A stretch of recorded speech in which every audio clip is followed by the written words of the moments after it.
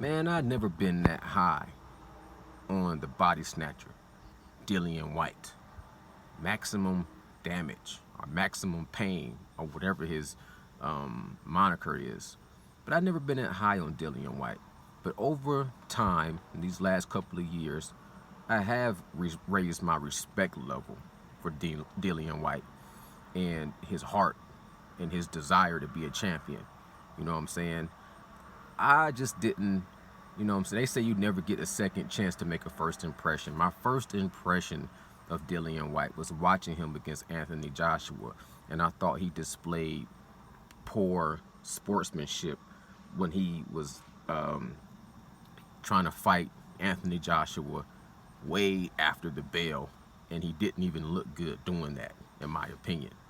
But he does have a very, very solid fan base. I remember like a year ago, I made a video kind of talking a little disrespectful and spicy towards Dillian Whyte. And a lot of people, you know what I'm saying, gave me hell for it in the comments below.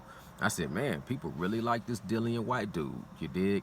But over a course of time, I've looked at Dillian Whyte from different perspectives, and my perspective changed, my viewpoints changed, and still don't think much of him, but I do have a respect level for him that I didn't have in the beginning. And I'm looking at his fight against Otto Wallin. You know what I'm saying? Otto all in Wallin. And Wallin made a big splash on the scene when he fought against Tyson Fury. He was almost considered a journeyman. He came in the ring after losing his father, and he dedicated his fight to Tyson Fury, to his father, and he had a great performance. Tyson Fury was obviously the better boxer, more experienced, but he was in for a tough fight with Otto Wallin. And after that, I think Otto Wallin was expected to fade away into the black, into the abyss. He had a fight with Dominic Brazil, and Dominic Brazil, had been completely mutilated by one punch when he fought against the bronze bomber Deontay Wilder. Previous to that, he had already lost to Anthony Joshua. I seen him in a tough fight before. I can't remember the guy he fought with, but they went tooth and nail. Both guys were beaten and knocking each other down, and he came out victorious. And I was like, man, that dude got some heart, but he's his you can just tell he had so many flaws and deficiencies in his repertoire, in his game. And he was exposed by Anthony Joshua, and then he was even further exposed by Deontay Wilder. He came in a fight with Otto Wallin, and they went the distance. He was outboxed, outclassed. Otto Wallin basically was able to plant a flag and say, I am here to stay, saying, give me some competition. Dillian Whyte, to me, is the perfect competition for Otto Wallin. Otto Wallin, to me, is, I think, somewhat a step backwards for Dillian Whyte. But Dillian Whyte was knocked back to the bus when he lost against Anthony Joshua. And then he, made a comeback, surging comeback, and was knocked back down when he fought against Alexander Povetkin, Sasha. He had a quick turnaround rematch with Sasha Povetkin, and he knocked him out. So I think he's right where he needs to be, because I don't expect him to get a title shot when he already had one and he lost. Anthony Joshua is preoccupied. He was trying to fight with Tyson Fury to become unified. He was trying to fight Deontay Wilder. Now he's trying to fight Alexander Usyk.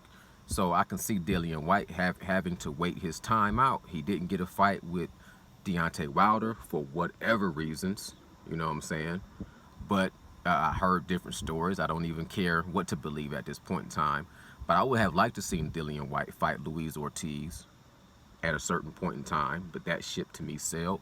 So him fighting Otto Wallin, I give him a slight edge in this fight with experience. But this, to me, still could be a close competitive fight. And if Dillian Whyte comes out on top, then I can see him lining himself up for one more shot at the title, with the winner between, you know, either Deontay Wilder and Tyson Fury, or Alexander Usyk and Anthony Joshua. I don't think there's any more excuses or anybody else to put in the way of Dillian Whyte, besides maybe, possibly, Andy Ruiz, because Andy Ruiz had a tough fight against Chris Arreola, and he has to be looking for his next step fight to get back into, you know what I'm saying, range to take his shot. I know he still wants to fight Anthony Joshua again, which I still think Anthony Joshua versus Andy Ruiz will be a good trilogy fight too. You know what I'm saying? But I understand how how things have to flow out. So maybe Dillian Whyte versus Andy Ruiz will be the final fight that both of those guys would need to have. You know what I'm saying? Two guys that had the opportunity to be champs. Actually, Andy Ruiz was a champ. Both of these guys go heads up, and the winner of that has the very next shot at a title. You know what I'm saying? I could see that playing out as well. But I think right now Dillian Whyte, he has to stay busy. He has to stay active. He needs to keep his tools sharp, and he doesn't want to fight complete tomato cans. So I feel like Otto Wallin,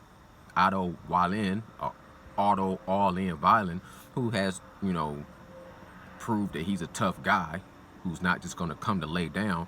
He's a perfect fight, and I do give him a shot at actually being able to outbox Dillian Whyte. So I don't want to overlook him. I think that's not a 50-50 fight, but it's damn near close. You know what I'm saying? Let the best man win. You never know. He might cut Dillian Whyte's eye open. You dig? So that's a good fight. I'm looking forward to it. That's my thought, but y'all let me know what y'all think in the comments below. Nocturnal Thoughts, man. Signing out. Salute.